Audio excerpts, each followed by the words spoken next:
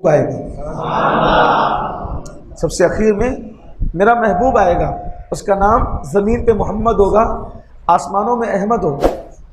उसे एक उम्मत अता करूँगा और उसको माह शाबान अता करूँगा, और माह शाबान में उनको एक रात लैलतुल बरात अता करूँगा, जो उस रात में पूरी रात इबादत करेंगे, इससे ज़्यादा सवाब उनको अता करूँगा।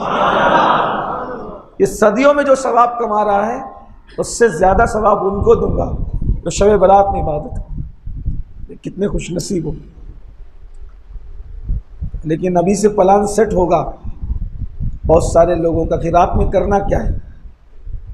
कुछ लोगों ने वो नहा धो के सुरमा इत्र लगा कर कपड़े पहन के बाइक लेकर के घूमना ही होगा बस।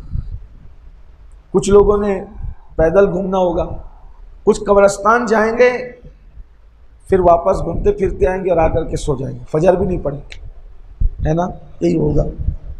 कुछ का हाल होगा कि वो कोई टिकिया खा रहा होगा, कोई कबाब खा रहा होगा, कोई कलेजी, कोई खीरी खा रहा होगा। ये सब हो रहा है, हंसने की बात नहीं है। अब थोड़ी देर गौर कीजिए कि एक ऐसी रात अल्लाह हमें दे रहा है कि अगर उसमें आप पूरी रात इबादत कर लें तो वो पत्थर में रह करके 100 सदियों के अंदर, कई 100 साल में उसने जो इबादत की है, अल्लाह उसकी इबादत के सवाब से बढ़कर हमें इबादत का सवाब दे। तो आप बताएं क्या क्या ये रात ज़ाय करने की रात? इबादत का मतलब सिर्फ ये नहीं है कि आप नमाज ही पढ़ें, नमाज पढ़िए, तिलावत कीजिए, दुरूद शरीफ पढ़िए। नहीं कुछ आता, हमें नहीं कुछ आता, सबसे बड़ी चीज़ आपको आती है कलमा तैयबा, अफजलु ज़िक्र। अल्लाह के अस्कार में से सबसे बड़ा कोई जिक्र है तो ला इलाहा इल्लल्लाह मुहम्मदुर रसूलुल्लाह सल्लल्लाहु अलैहि वसल्लम। इसको पढ़िए, इसको पढ़िए। जब कोई बंदा कलेमा पढ़ता है, कलेमा, तो जब वो पढ़ता है ना, ला, इस तरह खींचता है वो ला, ये लाम अलीफ के अलीफ को जब वो खींचता है ला, सिर्फ ये अलीफ खींचने पर, सिर्फ अलीफ खींचने पर अल्लाह उसको 4000 नेकियां अता फरमाता। खींच के पढ़ने पर बस, जो अलीफ खींचे उसको इतना सवाब है, पूरा कलेमा पढ़ने वाले को क्या सवाब।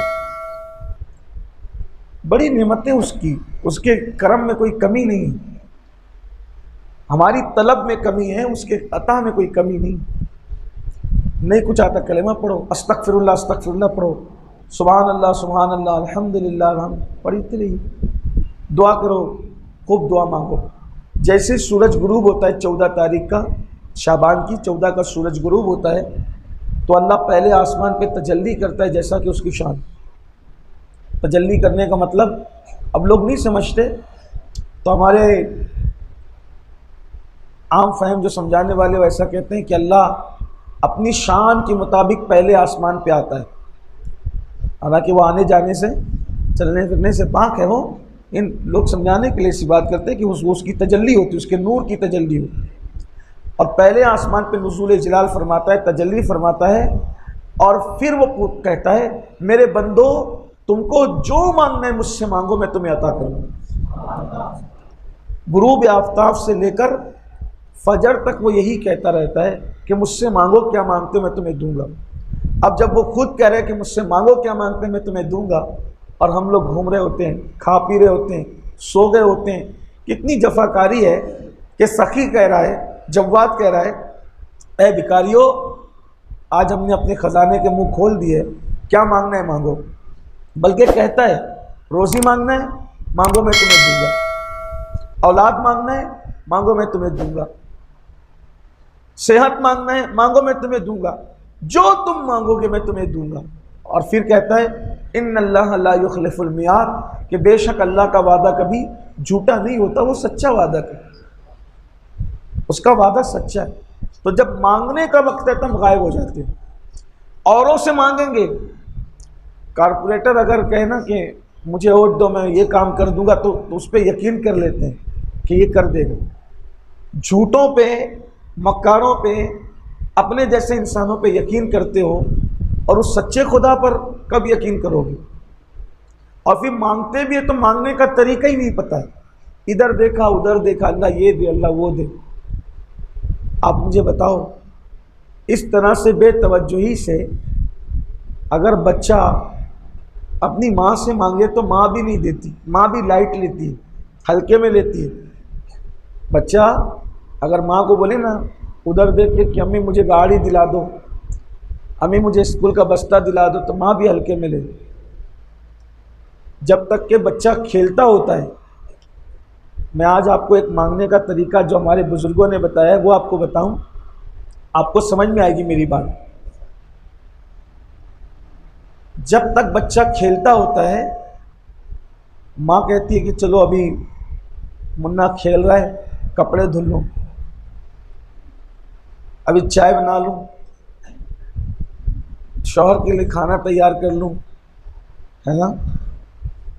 फिर वो थोड़ा सा आए टाए करके रोता है, तभी सोचती है कि चलो ज़रा जल्दी जल्दी मसाला पीस लूं। लेकिन जब वो एकदम जान तोड़ के रोना शुरू करता है, तो जो अभी बच्चे को बेतवज्जोही के साथ छोड़ करके झूले में डाल के बिस्तर में डाल के कपड़े धो रही थी, बर्तन धुल रही थी, खाना पका रही थी, लेकिन जब बिल्कुल जान तोड़ करके रोता है बच्चा, पूरा घर गूंज जाता है रोने से, तो तवे की रोटी जलती हुई छोड़ के भागते आती है और उठा के सीने से लगाती है, दूध पिलाती है। बोलो ये 24 घंटे का आपको रोज़ाना तजुर्बा होता है कि नहीं होता है?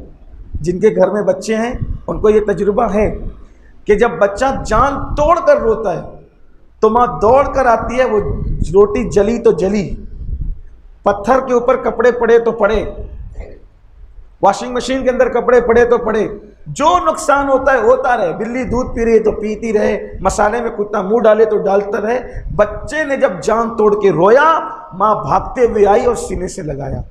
तो पता चला माँ का सीना मिलता कब है? जब तक के बच्चा गिड़गिड़ाता नहीं है। अरे नादान, जब तक बच्चा न गिड़गिड़ाए उसको माँ का दूध नसीब नहीं होता, तो जब तक बंदा न गिड़गिड़ाए उसको अल्लाह की रहमत कैसे नसीब हो सकती? अगर अल्लाह से कुछ लेना है और गिड़गिड़ाओ और जम के गिड़गिड़ाओ, रोने जैसी, रोना नहीं आता तो रोने जैसी सूरत बन। जिनको अल्लाह की मोहब्बत में रोना आता है वो खुशनसीब है, और जिनको अल्लाह की मोहब्बत में रोना नहीं आता फिर उनको अपनी किस्मत पे रोना चाहिए कि कहीं अल्लाह ने मेरा ईमान तो नहीं छीन लिया। सच कहना, फिल्मों के अंदर हीरो हीरोइन की जुदाई के मनाजिर देख के लोग रोते हैं, क्या कभी अल्लाह के लिए भी रोते? मोटे मोटे आंसू बहे कभी? फिल्में देखकर रोए, गजल सुन के रोए, गाना सुन के रोए,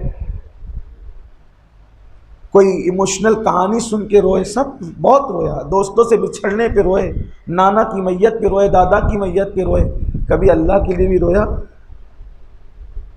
हदीस पाक में आता है कि जो अल्लाह के लिए मक्खी के सर के बराबर भी किसी की आंख से आंसू निकलता है, अल्लाह उसके चेहरे पे जहन्नम की आग को हराम फरमा देता। और टाइम पूरा हो रहा है तो मैं आपसे बस इतना ही आज कहना चाहूँगा कि आज की रात मांगने की रात, खूब मांगो और अल्लाह से यकीन से मांगो, गिड़गिड़ाओ, आपका जो मसला हो वो अल्लाह की बारगाह में रखो। कोई मसला ऐसा नहीं है जो मेरा अल्लाह हल नहीं कर सकता, हर मसले का हल उसके